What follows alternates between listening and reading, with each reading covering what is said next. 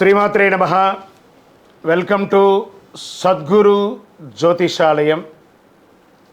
మా ఛానల్ ద్వారా చూస్తున్నటువంటి ప్రేక్షక మిత్రులందరికీ నమస్కారాలు. చాలామంది మా యొక్క ఛానల్ ప్రోగ్రామ్స్ అన్నీ చూస్తున్నారు. మాకు అది వ్యూవర్స్లో కనబడుతున్నారు, లైక్స్లో కనబడుతున్నారు, కానీ సబ్స్క్రైబింగ్లోనూ షేరింగ్లోనూ చాలా తక్కువ కనబడుతున్నారు. మిత్రులందరికీ ఒక చిన్న రిక్వెస్ట్, మీకు నచ్చింది కదా, జస్ట్ లైక్, సబ్స్క్రైబ్, అలా షేర్ అనగానే మీ యొక్క ఫేస్బుక్లోనో ఇన్స్టాలోనో వెళ్ళిపోతుంది కదా, మీ మిత్రులు కూడా తెలిసిపోతుంది కదా. మా ఛానల్ని ఒక్కసారి అలా ప్రమోట్ చేయండి. ఇది ఒకటి మీరు మాకు చేసే ఒక మంచి సేవా కార్యక్రమం. ఈ సద్గురు జ్యోతిషాలయం నుంచి ఈ యొక్క జూన్ నెల 12 రాశులకి గోచార రీత్యా రాశి ఫలితాలు ఎలా ఉన్నాయి అనేది మనం తెలుసుకోబోతున్నాం. ప్రతి ఒక్కరికి జాతకం అంటే ఒక క్యూరియాసిటీ. నాకు ఈ నెల ఎలా ఉంటుంది, ఆరోగ్యంగా బాగుంటానా, ఆర్థికంగా బాగుంటానా, నాకు వివాహం అవుతుందా, సంతానం అవుతుందా, ఉద్యోగం ఉంటుందా, ఉద్యోగం పోతుందా, ఈ క్రైసిస్ ఉంది కదా, వ్యాపారం ఎలా ఉంది, రాజకీయంగా నేను బాగుపడనా, ఇలా ఎన్నో ప్రశ్నలతో సతమతమడే ఈ 12 రాశుల వాళ్ళకందరికీ కూడాను ఈ నెల మీ యొక్క రాశి గుణాలు ఎలా ఉన్నాయి, తర్వాత గ్రహాలన్నీ కూడా ఎలా ఉన్నాయి అని కూడా చెప్పబోతున్నాం. మళ్ళీ ఈ యొక్క జాతకం చూడగానే మీ జీవితం మారిపోతుంది అనుకుంటున్నారా? కాదట. మీరు పుట్టినప్పటి నుంచి ఆఖరి గడియల వరకు ఆ విధాత మీ తల మీద రాసేసి ఉంటాడు, మీకు ఇవి జరగాలి, ఇవి జరుగుతుందని. ఖచ్చితంగా అవే జరుగుతుంది.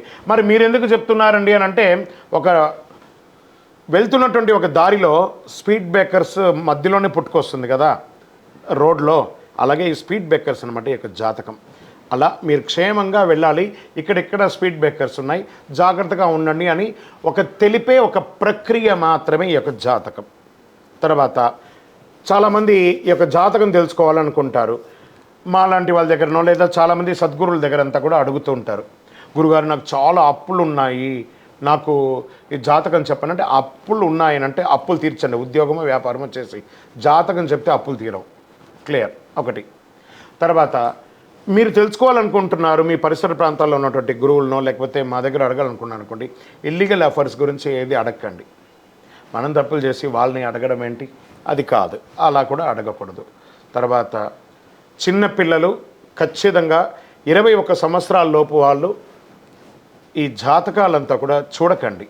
మీరు చదువుకునే విద్యార్థులు చదువుకోండి, మీ చదువు మీద మాత్రమే నమ్మకం పెట్టుకోండి.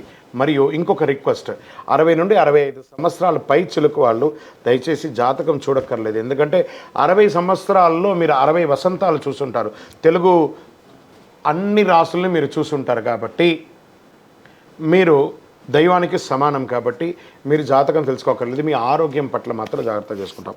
రైట్. ఇప్పుడు ప్రతి ఒక్కరికి కూడా వ్యాపారం, మరి ఎవరెవరు చూసుకోవాలంటే వ్యాపారం ఎలా ఉంది, ఉద్యోగం ఎలా ఉంది, సంతానం ఎప్పుడు జరుగుతుంది, వివాహం ఎప్పుడు జరుగుతుంది, ఉన్నత చదువు ఎలా చేయాలి అనేది చూసుకోవడానికి అవకాశం ఉంటుంది.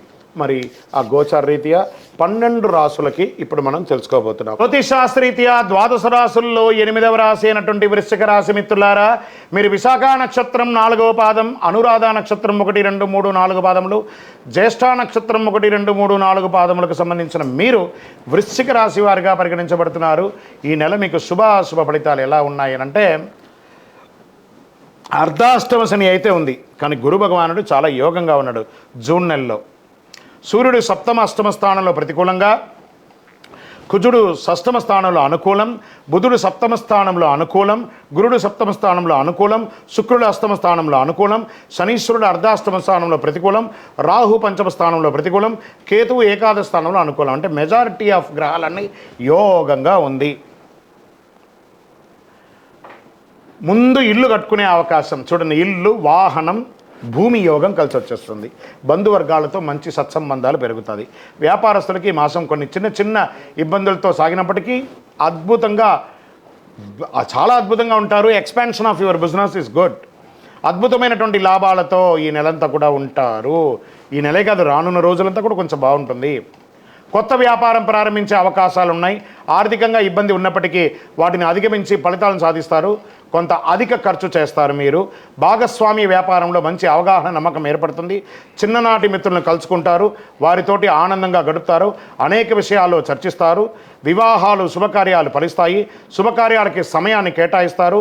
పిల్లల విషయంలో సరైన సమయంలో సరైన నిర్ణయం తీసుకుంటారు. భార్యాభర్తల మధ్య సఖ్యత ఏర్పడుతుంది.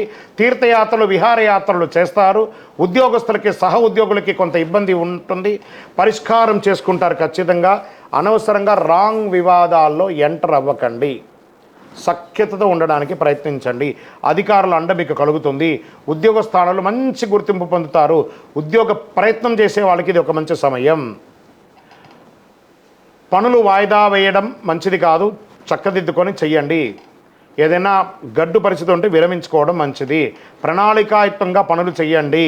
రుణాలు చెల్లించే విషయాలలో జాగ్రత్తగా చేసుకోండి. మీరు రుణాలు పొందాలనుకుంటే వాయిదా వేయండి. స్పోర్ట్స్ వాళ్ళకి చాలా బాగుంటుందని చెప్పచ్చు. షేర్ మార్కెట్ వారికి చాలా బాగుంటుంది. స్పెక్యులేషన్ వారికి చాలా బాగుంటుంది. మీడియా రంగం, ఇంటర్నెట్, ఐటీ రంగం, వివాహం వాళ్ళకంతా కూడా చాలా మంచి మంచి అవకాశాలు. వివాహం కాని వారికి కూడా మంచి అవకాశాలు అని చెప్పచ్చు. యోగం అని చెప్పచ్చు. నూతన ఉద్యోగం కోసం ప్రయత్నం చేసే వారికి ఆఫర్ లెటర్స్ వచ్చేస్తున్నాయి. Get ready. విద్యార్థులకైతే చాలా అద్భుతం అని చెప్పచ్చు. ఆరోగ్యం కూడా చాలా బాగుంది. చంద్రాష్టమం జూన్ 7/6/2024 7:56 ఉదయం నుండి 9/6/2024 2:07 వరకు చంద్రాష్టమం ఉంటుంది. ఈ 2.5 రోజులు చాలా జాగ్రత్తగా ఉండాలి. నలుపు, బ్లూ రంగు బాగా కలిసి వస్తుంది. Lucky number 9. పరిహారం ఏదైనా మీ పరిసర ప్రాంతాల్లో ఉన్నటువంటి అయ్యప్ప స్వామి వారి దేవాలయాన్ని దర్శనం చేసుకోండి. సకల శుభాలు జరుగుతుంది. వ్యాపారపరంగా చాలా ప్రయోజనకరంగా ఉంటుంది. రాజకీయ నాయకులకి ఇది యోగ కాలం అని చెప్పచ్చు. తస్మాత్ జాగ్రత్త ఫర్ దస్తావేజులు. మీ యొక్క డాక్యుమెంట్స్ అంతా కూడా జాగ్రత్తగా ఉండొచ్చు.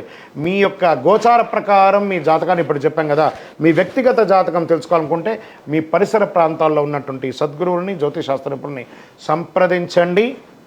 మా ద్వారా తెలుసుకోవాలనుకున్నారా? ఈ కింది నెంబర్కి మీ date of birth, time of birth, place of birth WhatsApp చేయండి. పరిహారం మీ వయస్సు ఎంత ఉందో అన్ని దీపాలను మీ యొక్క కులదైవ ప్రార్థన చేయండి. అక్కడికి వెళ్ళి దీపం వెలిగించండి. ఇష్టదైవానికి ప్రార్థన చేయండి. విజయోస్తు.